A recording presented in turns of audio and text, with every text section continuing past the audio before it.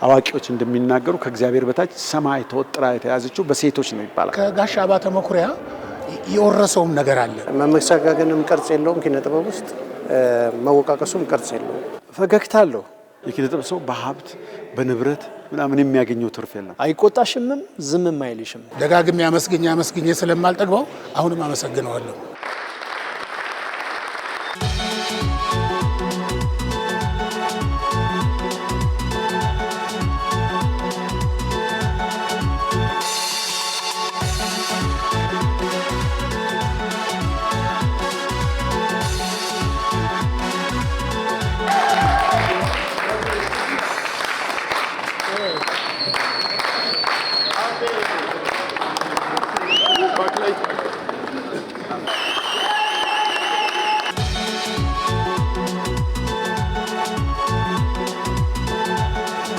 ለአንድ ሀገር እድገት በርካታ የሙያ ዘርፎች አስተዋጽኦ እንዳላቸው ይታወቃል።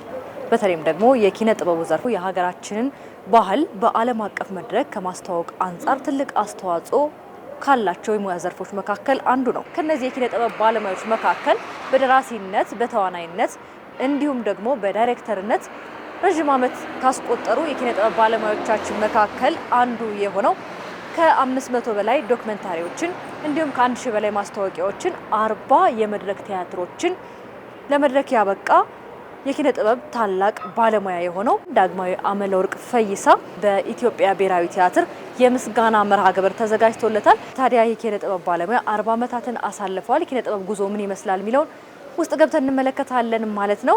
በያላችሁበት ሰሞነኛ መሰናዷችን ጋር አብራችሁ እንድትቆዩ አክብሮት ግብዣችን ነው። አብራችሁን ሁኑ።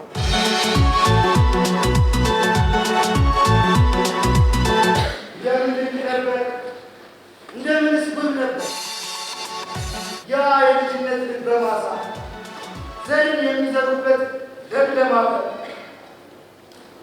ለምን ድንቅ ነበር።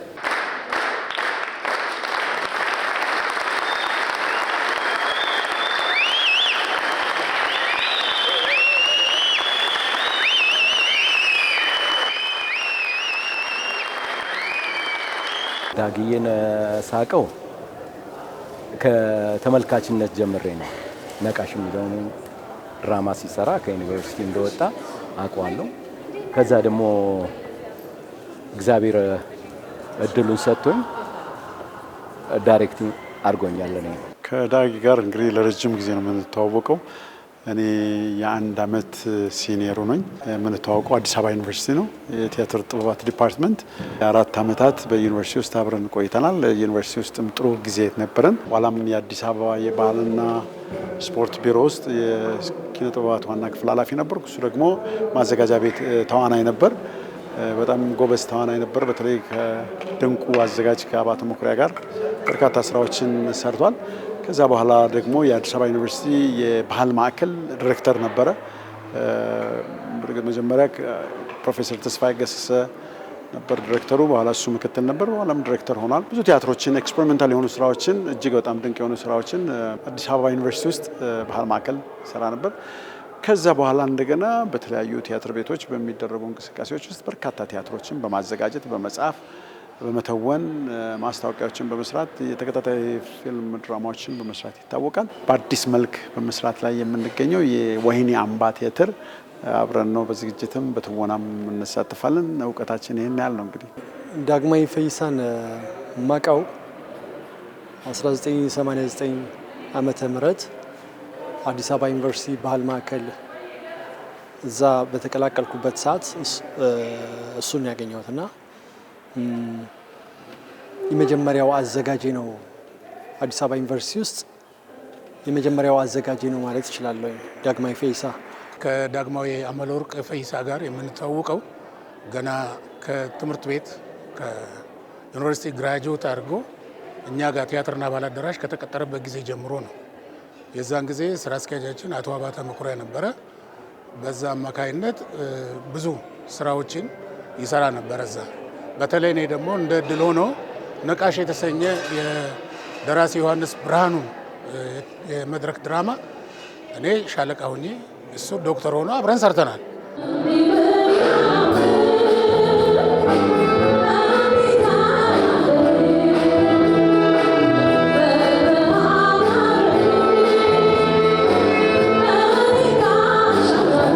በጣም ከሚለየው ሌላው ይሄ ሙዚቃዊ ድራማ በሚባለው ደግሞ በጣም ረቀቅ አድርጎ ይሰራል።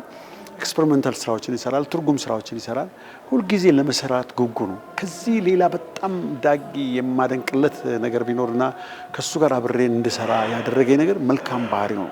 እጅግ በጣም ድንቅ ባህሪ ነው ያለው። በጣም በዓለም አቀፍ ደረጃ ዲሬክተር መሆን የአንድ ፊልም ዲሬክተር መሆን ከባድ ነው በጣም። ምክንያቱም ብዙ ወጣቶችን ጋር ነው ወጣቱ ደግሞ አፍላ ስሜት ነው ያለው። ብዙ የተለያዩ ባህሪዎች አሉ። እነዛን ገርቶ በጥበብ ዓለም አቅንቶ አንድን ጥበብ ለመድረክ ወይም ለፊልም ወይም ለቴሌቪዥን ማቅረብ በጣም ከባድ ነገር ነው። ስለዚህ መልካም ባህሪው መልካም ስነ ምግባሩ ግን ይህንን በጥሩ መልክ እንዲሰራ እንዲያደርግ ብዙ ያግዘዋል።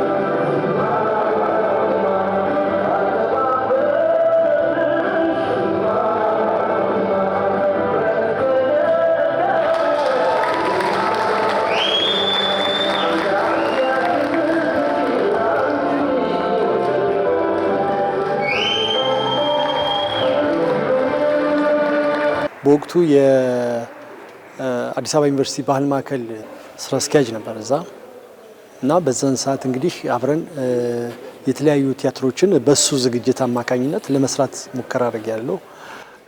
ለምሳሌ የማታለቅሰው ሕፃን እዛ ላይ ሰርቻለሁ። የባላገር ፍቅር ተብሎ የሚጠራው በኋላም ብሔራዊ ቲያትር መጥቶ የታየው እዛም ላይ አገረ ገዥውን ሆኜ በመስራት እንዲሁም የተለያዩ ስራዎችን ማይም ሁሉ እኔ እየጻፍኩ እየመጣው ማይም ሁሉ እንሰራ ነበረ።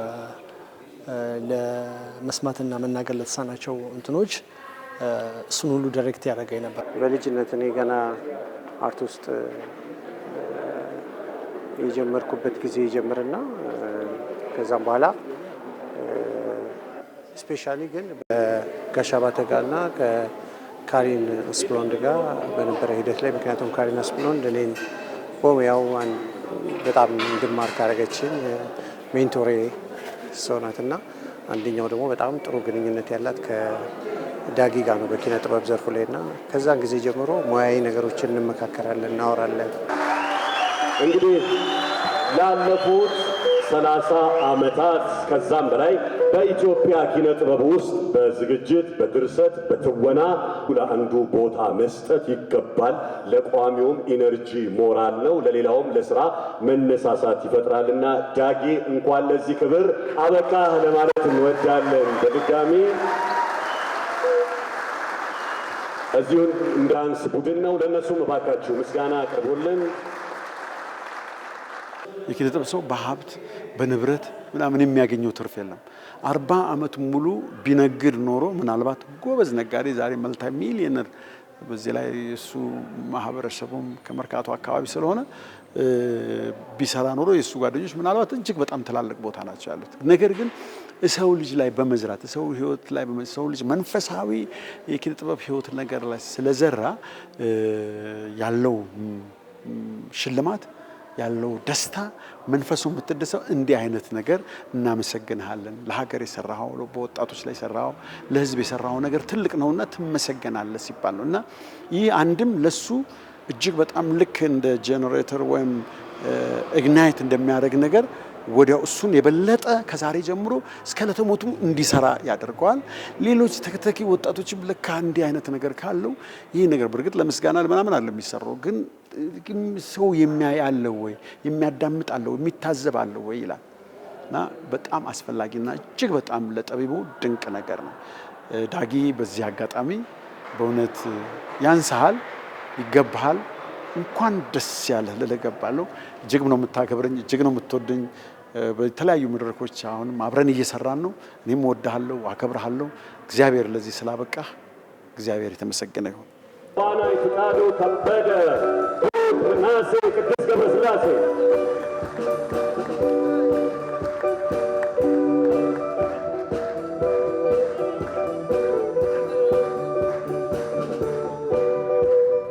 ስጦታው ምን እንደሆነ እየተከፈተ ነው።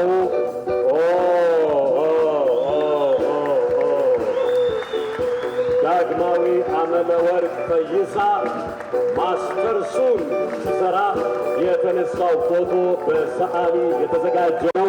ከመጋረጃው ጀርባ ግሩፕ በክብር ይሄንን ስጦታ አበርክቷል። ከልብ እናመሰግናለን። ክበሩልን። እናመሰግናለን። ዳግማዊ ከሌሎቹ አዘጋጆች ለየት የሚያደርገው ፈገግታ አለው። በጣም ፈገግ ብሎ ነው እንትን የሚልሽ። በቃ የሱ ፈገግታ ብቻ በጣም እንድትሰሪ ኃይል ይሰጥሻል። አይቆጣሽምም፣ ዝምም አይልሽም። መስጠት ያለበትን ነገር እየሰጠ አንቺ ጥሩ ትወና እንድትተውኝ የሚያደርግሽ ለመጀመሪያ ጊዜ እንደዛ አይነት ዳይሬክተር አግኝቻለሁ። እኔ በበኩሌ የሱ ግርፍ በመሆኔ ከዛም በኋላ ደግሞ ከባህል ማዕከል ከወጣው በኋላ በጣም ብዙ ቲያትሮችን ያለ ችግር ለመስራት ችያለሁ ማለት ነው። እኔ ይሄም የሆነው በታላቁ አዘጋጅ በዳግማዊ ፈይሳ ነው ማለት ነው። ስራ ላይ ሲሪየስ የሆነ ዳይሬክት በሚያደርግበት ሰዓት ደግሞ ሲሪየስ ነው። ስራ ላይ ቀልድ አያውቅም። እኔ ይመስለኛል ከዳይሬክተር ከጋሽ አባተ መኩሪያ የወረሰውም ነገር አለ። ከትምህርት ጋር ትምህርቱ እንዳለ ሆኖ ግን ዳይሬክት በሚያደርግበት ሰዓት ላይ ከጋሽ አባተ መኩሪያ የወረሳቸው ነገሮች አሉ። አሁን ብዙዎች ቲያትር ቤት እኛ ቲያትር ቤት የነበሩ ነፍሳቸው እንደ እነ ሱራፌል ጋሻው አይነት እነ ስዩም ተፈራ ሌሎችም አባተ መኩሪያ በሚያዘጋጃቸው ዝግጅቶች ላይ ረዳት ያረጋቸው ስለነበር ብዙ ከዚህ እውቀትን የገበዩ ይመስለኛል። እና ዳግማዊ ፈይሳም በአብዛኛው ጊዜ ከጋሽ አባተ አይለይም፣ የሙያም ጉዳይ ስለሆነ ማለት ነው። እና ትልቅ እሱንም ኤክስፕሎይት አድርጎታል ብዬ ነው የምገምተውና ትልቅ የሚከበር በአሁኑ ሰዓት ላይ አሉ ከሚባሉ ዳይሬክተሮች አዘጋጆች መሀል ውስጥ አንዱ እሱ ነው። ዳጊ ለሙያው ታማኝ ነው። ህይወቱን በሙሉ ለሙያው ነው ያሳለፈው እና አመል የሚል ተከታታይ ድራማ ላይ ዳይሬክት አድርጎኛል። አብዛኛውን ጊዜ ዳጊ ረጋ ያለ ነው። ለየት የሚያደርገው ቲያትር ሲያዘጋጅ የራሱ የሙዚቃ ድራማ ነገር የሚጠቀመው አለ። ያ ራሱን ለየት ያደርገዋል።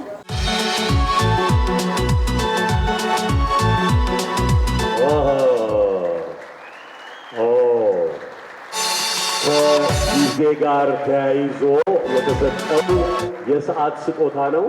ወገኖቼ ሰዓቱን ቀለል አድርገን እንዳናየው ይህ ሰዓት ግማሹ የተሰራው ከወርቅ ነው እና በጣም ውድ ሰዓት ነው። በጣም ውድ ሰዓት ነው። ጊዜውን በአግባቡ የተጠቀመ ሙያተኛ ነው። ወርቅ ጊዜ ለሰጠን ዳግማዊ ፈይሳ ወርቅ የሆነ ሰዓት ለሰጠልን መስፍን አይፎክሩ ባካችሁ አመስግኑልን። በተለይም የቃቄ ወርዶት የተሰኘውን በጉራጌ ብሔረሰብ ላይ የተመሰረተውን ቲያትር በሚያዘጋጅበት ወቅት የሴትን ኃያልነት፣ የሴትን ብርታት፣ የሴትን ጥንካሬ የሚያሳይ አንዳንድ ፈላስፋዎች ወይም ደግሞ አዋቂዎች እንደሚናገሩ ከእግዚአብሔር በታች ሰማይ ተወጥራ የተያዘችው በሴቶች ነው ይባላል እና የሴትን ክብር አንዱ ከሚያጎለው ነገር ልጆች በሴት አይጠሩም። ስለዚህ ያ ነገር መግባት አለበት በሚል ነው ሁሉም የክሩ አባላት ተዋንያኑ በሙሉ ስማቸውን የእናቶቻቸውን ስም በመሃል ላይ ያስገቡት። ለዚህም ነው ዳግማዊ አመለወርቅ ፈይሳ የሚለው ስያሜ ያገኘው ነው። በዚህም ፈር ስለቀደደ ሊመሰገን ይገባል ብዬ አስባለሁ። የወይኒ አምባ ቲያትር ክሩ በተወካያቸው በተስፋዬ ሲማ አማካኝነት ሁለቱም እየተጋገዙ ነው እየሰሩ ያሉት። ቲያትሩ በቅርቡ ይከፈታል ተብሎ የሚጠበቅ ቆንጆ ታሪካዊ ፕሌይ ነው። ደራሲው መልካሙ ዘሪሁን ነው። አዘጋጁ ዳግማዊ አመለወርቅ ፈይሳ ነው። በአዲሱ ሕፃናትና ወጣቶች ቲያትር ቤት የሚታይ ይሆናል። ስጦታው በጣም ደስ ይላል። በጣም የሚያምር ስጦታ ነው። ዳጊ ምንድነው ያው ዓለም አቀፋዊ ምልከታ ያለው ሰው ነው። እያንዳንዱ ነገሮች ሲያደርግ መነሻ ከሆኑት ነገሮች አንዱ ዓለም አቀፋዊ እይታዎችን ያያል። ሁለተኛ ነገር ደግሞ ይሄ ነገር እውነት ይዤው በወጣ ይዤው ብሰራ ለማህበረሰቡ እንደ ማህበረሰብ ምንድን ፋይዳ አለው ብሎ የሚያስብ ነውና እንዳልሽው አሁን ቃቄ ወርዶትን በዛ ዘመን እንደዚህ አይነት ሴቶች ለነጻነታቸው ለመብታቸው የሚታገሉ ሴቶች ያሉባት ሀገር ምን ያህል የቀደምት የሆነ በዚህ ጉዳይ እንኳን በራይት በመብት ጉዳይ እንኳን ምን ያህል ቀደምት የሆነ አርአያ ሊሆን የሚችል ከዓለም የቀደመ ነገር ያለን መሆኑን የሚያሳይ ነገር ደስ በሚል አቀራረብ ያቀረበ ሰው ነው።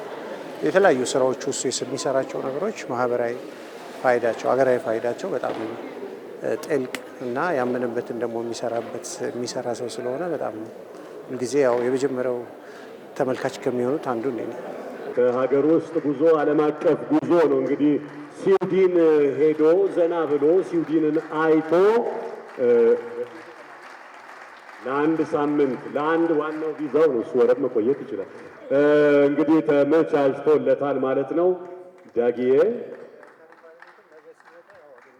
በድሮ ጊዜ ስለ ራስ መጻፍ ስለ ራስ ማሳወቅ ባዮግራፊ መጻፍ እንደ ጉራ ያስመስላል።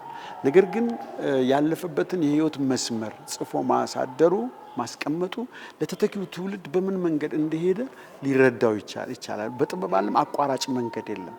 አንደኛ ከእግዚአብሔር የምናገኘው ስጦታ ነው። እግዚአብሔር ከመፍጠር ችሎታው የፈጠራ ስጦታ ትንሽ የሰጣቸው ሰዎች ናቸው። እነዚህ ደግሞ ሰዎች ምን ማድረግ አለባቸው? ሁልጊዜ በማንበብ ሁልጊዜ በየቀኑ በመስራት ራሳቸውን ማሳደግ አለባቸው። ትምህርትና ስልጠና ያስፈልጋቸዋል። የትናንሽ ኮርሶች እስከ ፒኤችዲ ድረስ መማር ይኖርባቸዋል። ሌላው የሙያውን ስርዓትና ስነ ምግባር ማወቅ ይኖርባቸዋል። ትልቁና የመጨረሻው ትዕግስት ያስፈልጋቸዋል። ፔሽንስ ፐርሰቨራንስ። ስለዚህ ዳጊ ያለፈባቸው ዘመኖች ምንድን ናቸው? እንዴት ከልጅነት እስከ እውቀት ለዚህ ሙያ በቃ ይህን ያህል ዘመን ሲቆይ እንዴት ሰራው የሚለውን ነገር በመጽሐፉ ከትቦታል። በጣም የሚያስገርመውና የሚያስደስተው እሱ ነው። ስለዚህ ሊነበብ ይገባል። ከዚህ ሰዎች ይማራሉ። ምክንያቱም ረጅም ዘመን የኖሩ ሰዎች የህይወት ልምዳቸውን በተወሰኑ መጽሐፎች ሲገልጹ እኛ በአንድ ቀን አንብበን የእነሱን ታሪክ ምናልባት 60 ዓመት የኖሩባቸውን ጊዜያቶች በመጽሐፍ አወቅ ማለት። ስለዚህ ትልቅ ያደረገው አስተዋጽኦ በዚህ መልኩ የሚያስመሰግነው ነው። ዛሬ ደግሞ አብሮ መመረቁ የሚደንቅ ነውና ዳጊ አሁንም እንኳን ደስ ያለ እንኳንም ለዚህ መጽሐፍ አበቃ። ቅጽ 1 ነው። ቅጽ 2 ደግሞ ሌላ ጊዜ እንጠብቃለን። ማን ይበለን።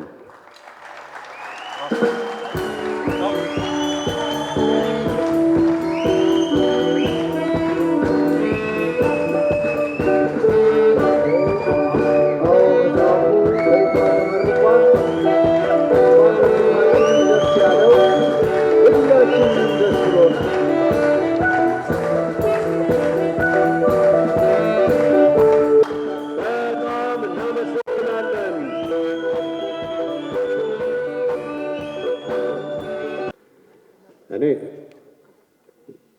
ይህንን የምስጋናና የአክብሮት ፕሮግራም ሄኖክ የታጋይ ልጅ ይዞ ሲመጣ ፈቃደኛ አልነበርኩም። ምክንያቱም ከኔ የተሻለ ብዙ ስራ የሰሩ ሰዎች ነበሩ። እነዚህን ሰዎች ማመስገን፣ እነዚህን ሰዎች ማድነቅ ተገቢ ነው። እኔ ግን ለዚያ የበቃሁ አይደለሁም፣ የሚገባኝ አይደለሁም በሚል በጣም ሬዚስት አድርጌው ነበረ ሄኖክ ይህን ነገር ይዞ ሲመጣ። ግን በኋላ ላይ ለካ ስህተት ነው። ሰዎች መደናነቅ አለብን። ሰዎች መበረታታት አለብን እርስ በርስ። ምንም ስራ የሰራ ሰው ጀግና ነው፣ ምንም ይሁን። ስለዚህ እኔ ምንድነው ያልኩት? እንግዲህ አንድ አባባል አለ ታዋቂዎች የሚሉት በአመት ውስጥ 365 ቀናት አሉ። ከ365 ቀናት ሁለቱን ቀናት ግን አንጠቀምባቸውም። እነሱም ቀናቶች ትናንትናና ነገ ናቸው። ስለዚህ ዛሬን እንጠቀም። ትናንት አልፏል፣ አንጠቀምበትም። ነገን ደግሞ አናውቅም፣ እርግጠኛ አይደለንም። ስለዚህ አይ ሴድ ኦኬ። መደናነቁ መበረታታቱ ለሁሉም ነው፣ ለእኔ ብቻ አይደለም። ሄኔን በጣም ነው የማመሰግነው። ሄኔ የታጋይ ልጅ እኔ ብቻ ሳልሆን ሌሎችም ሰዎች ይህን ነገር ማግኘት ሊከበርላቸው ይገባል፣ ሊደነቁ ይገባል። ሁልጊዜ ፓትሮናይዝ መደረግ አለባቸው። እዚህ ሙያ ውስጥ ያሉ ሰዎች በጣም ቆዳቸው ስስ ነው።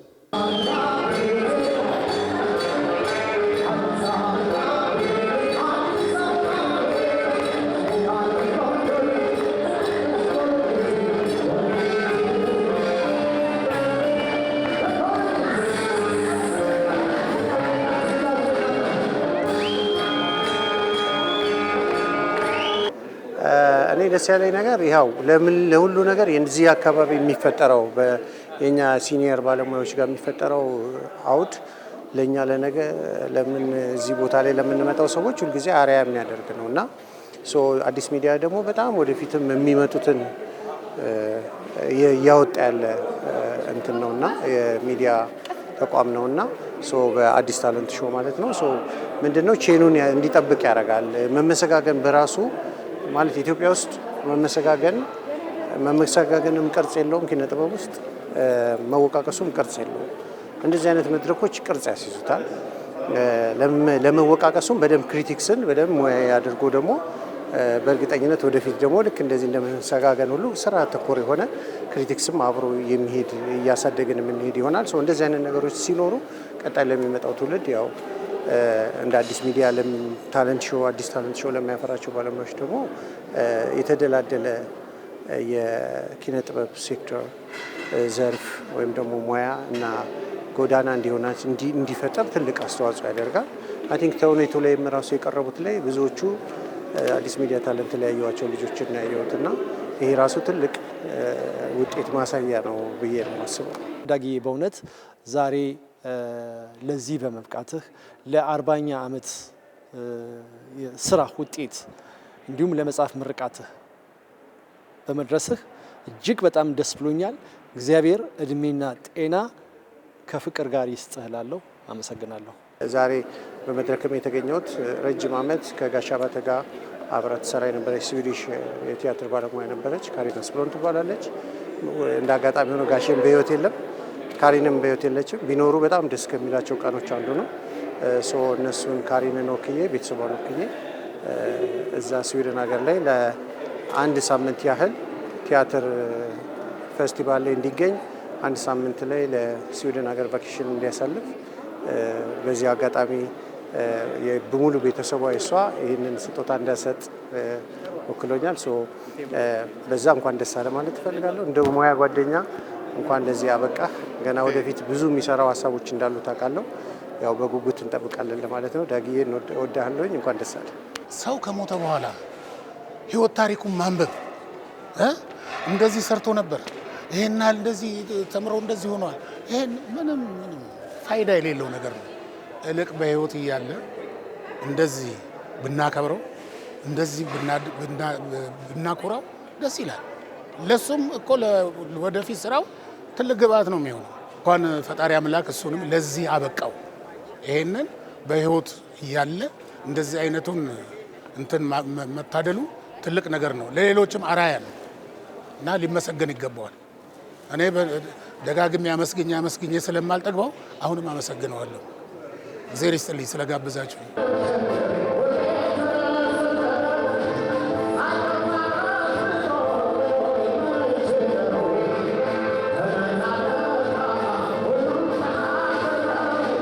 በኪነ ጥበቡ ዘርፍ በተዋናይነት በደራሲነት እንዲሁም በአዘጋጅነት 40 ዓመታትን ያሳለፈው ዳግማዊ ፈይሳ ወይም ደግሞ ዳግማዊ አመለወርቅ ፈይሳ የምስጋና መርሃ ግብር በታላቁ የብሔራዊ ቲያትር የተዘጋጀው ይህን ይመስል ነበር። እኛም በዛሬው ሰሞነኛ መሰናዷችን ይህን ወደ እናንተ አደረስን። ፕሮግራማችን ይህን ይመስል ነበረ። ሳምንት ደግሞ በሌላ ሰሞነኛ መሰናዶ እንገናኛለን። እስከ ሳምንት ግን ቸር ቆዩ።